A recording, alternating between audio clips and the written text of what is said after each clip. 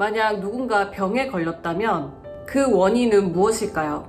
그 사람의 유전인자나 성별이나 습관이나 식생활 같은 개인적인 요인이 원인이라고 판단하기 쉽지만 사회적인 요인에 대해서는 깊게 생각해 본 적이 없는 것 같아요. 누군가 혹은 우리가 병에 걸렸을 때 사회적 원인을 조사해보고 질병의 사회적 요인들을 제거해 나갈 수 있다면 우리 사회 구성원들이 훨씬 건강해질 수 있지 않을까요? 이런 질문을 하게 한 책이 있습니다. 바로 우리 몸이 세계라면 이라는 책인데요.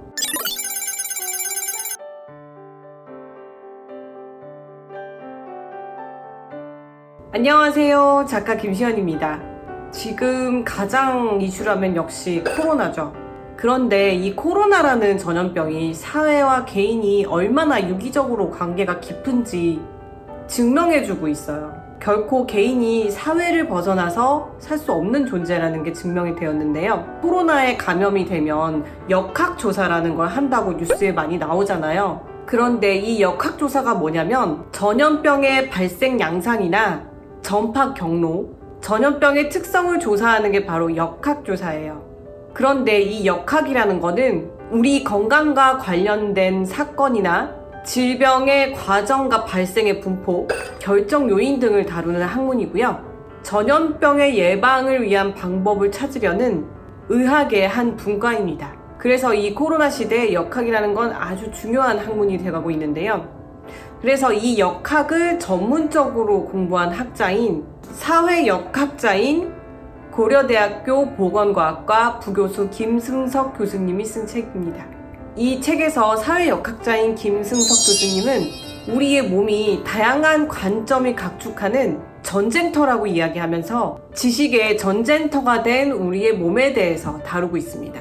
저는 이 코로나 시국에 한국인이라면 반드시 읽어봐야 될 필독서라고 생각을 해서 이렇게 여러분들에게 이 책을 소개하게 되었어요. 이 책은 사회와 질병과의 관계, 질병과 사회적 계급에 따른 차별에 관한 이야기를 담고 있는 책입니다. 주로 사회 구조적인 요인들 때문에 발생하는 질병들을 역학적으로 검증한 사례들을 다룹니다. 질병의 원인을 약자인 개개인에게 떠넘기는 부당한 사회 구조와 그로 인해서 죽음까지 불평등해진 사람들에 대해서 말하는 책입니다. 우리에게는 사회적 안전망이 필요한데요. 우리가 몸이 아프면 병원에 진료를 가서 의사의 처방을 받고 이 질병의 전형적인 증상들을 판단하는 기준이나 약물을 복용하는 허용치가 모두 남성을 기준으로 한다는 것을 여러분들은 알고 계셨나요? 사람이 가장 효과적으로 일할 수 있는 사무실 온도가 21도로 알려져 있거든요. 그런데 조사해보니까 남자들은 21도에 가까운 온도를 선호했고 여자들은 좀 더 따뜻한 사무실에서 일하기를 원했다고 합니다. 그래서 보리스 킹마 박사는 실내에서 사무직으로 일하는 여성의 대사율을 감안한 최적의 온도를 다시 계산합니다.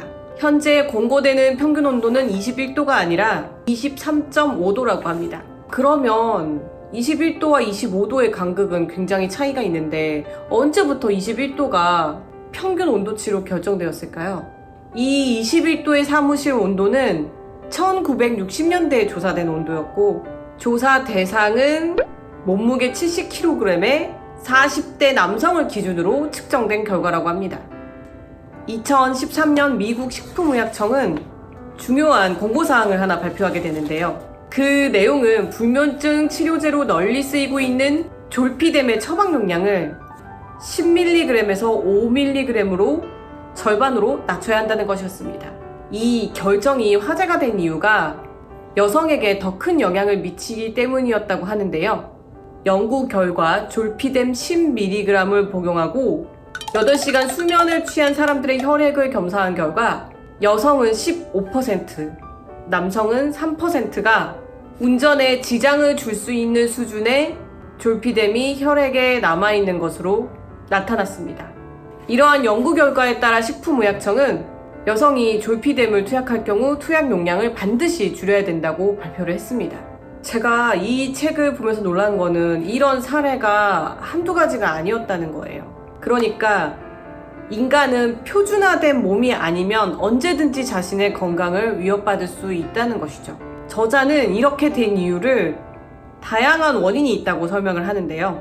모든 세포는 성별이 있고 그 차이가 광범위한데 그동안의 의학 연구는 그 차이를 충분히 반영하지 못했던 것이라고 설명합니다. 이 책에서는 이런 사례 말고도 다양한 차별과 그 차별 속에서 살아가고 있는 병에 관해서도 이야기하고 있습니다. 이 책의 저자이신 김승석 교수는 환자를 치료하는 것만큼 사람들이 아프지 않도록 예방하는 것이 중요하고 열심히 살아가는 보통 사람들에게 자기 삶의 긍지를 갖게 하지 못한다면 그것은 사회의 책임이라고 하는데요. 사회역학자인 저자가 쉬운 문장으로 사회역학이란 분야에 대해서 알기 쉽게 설명한 것이 이 책의 가장 큰 장점이라고 볼 수 있겠어요. 사회의 제도나 폭력이 우리 몸에 어떻게 기록되는지, 그것이 어떻게 질병으로 나타나는지 데이터를 근거로 말하고 독자들에게 질문을 합니다. 소득 수준에 따라 영유아의 뇌를 분석한 연구에서는 부모의 사회 경제적 지위에 따라 자녀의 대뇌 회백질 크기가 달라진다는 연구를 소개하고 있습니다. 이 대뇌 회백질은 뇌에서 정보 처리와 학습 능력을 담당하는 부분입니다. 사회 환경에 따라 신체가 변화한다는 여러 연구 사례를 소개하면서 가난의 문제에 국가가 적극적으로 개입해야 된다고 저자는 말하고 있는데요. 차별은 누구나 겪고 싶지 않을 거예요. 누군가는 차별을 당하고 누군가는 차별을 하고 있죠. 하지만 이 책 우리 몸이 세계라면에서는 우리 각각의 몸들은 커다란 하나의 세계 속에 유기적으로 연결되어 영향을 주고받는 사이라고 말합니다. 사회 속에서 살아가는 나의 몸은 다른 사람들과 뗄래야 뗄 수 없는 관계인 것이죠. 2020년은 코로나의 해가 되어버렸어요.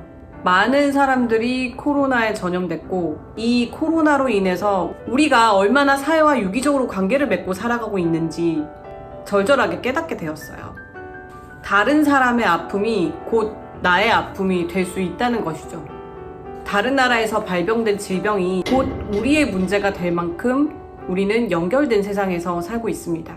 이런 사회적 경험과 아픔이 건강에 어떤 영향을 미치는지 사회와 단절된 병이란 없으며 몸은 사회를 반영하고 있다는 김승석 교수님의 전작 아픔이 길이 되려면 이라는 책도 여러분들께 같이 소개하고 싶어요.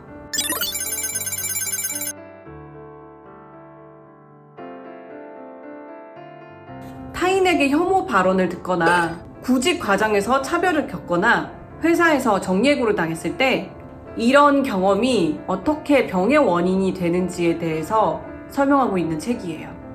사회역학이란 어떻게 이런 경험이 우리 몸에 스미고 병이 되는지를 추적합니다. 우리 몸이 진짜 아픈 이유는 무엇일까요? 이 책에서는 개인의 건강에 공동체의 책임을 묻고 있는 책이에요. 김승석 교수님은 사회적 환경과 완전히 단절되어 진행되는 병이란 건 없다고 말씀하시는데요. 사회의 변화 없이는 개인의 건강도 담보하지 못한다고 이 책에서 얘기하고 있어요. 그 대표적인 예로 2009년 쌍용 자동차 해고 노동자들의 건강에 대해서 다루고 있는데요. 쌍용 자동차 정리해고 후에 직장 점거 파업에 참가했던 노동자들의 50%가 외상 후 스트레스 장애를 앓는 것으로 조사되었습니다. 해고 이후에 적금이나 보험 등 사회 안정망조차 붕괴되면서 고용 불안이 닥치자 건강에도 적신호가 켜지기 시작하는데요. 김승석 교수님은 이 책에서 쌍용 자동차 해고 노동자와 그 가족의 연이은 죽음을 지켜보면서 해고 노동자들의 건강 연구를 하기 시작합니다. 실업은 어떻게 죽음으로 이어지게 되는지 저는 이 책을 보면서 정말 많은 생각을 해보게 되더라고요. 그래서 이 책은 사회적으로 꼭 공론화가 될 문제가 아닌가 싶어요. 우리 사회가 어떤 방향으로 나아가야 할지에 대해서도 제시를 하고 있는데요. 서로 돕는 공동체 문화가 있는 마을에서는 심장병 사망률이 낮다고 합니다. 함께 건강한 사회를 만들기 위해서 우리는 무엇을 고민해야 할까요? 질병의 원인에 대해서 개인 수준의 원인을 지적하는 것이 아니라 그 원인 배후에 있는 사회적 환경이나 사회적 고립에 대해서도 이 책에서는 많이 다루고 있는데요. 가난이 몸에 고스란히 새겨지는 과정. 제도가 개인의 존재를 부정할 때 몸은 어떻게 반응하는지. 사회적 원인을 가진 질병은 사회적 해결책이 필요합니다. 정의로운 건강을 찾아서 질병의 사회적 책임을 묻는 김승석 교수님들의 저작들이 앞으로 더 많은 사람들에게 알려졌으면 좋겠어요. 질병 앞에서 모든 개인이 평등할 수 있는 날이 오기를 기대합니다. 오늘 소개해드린 책 우리 몸이 세계라면 아픔이 길이 되려면 이었습니다. 저는 다음에도 좋은 책 소개와 함께 돌아올게요. 구독, 좋아요, 알림 설정은 제가 영상을 제작하는데 큰 힘이 됩니다. 다음 영상에서 만나요. 안녕!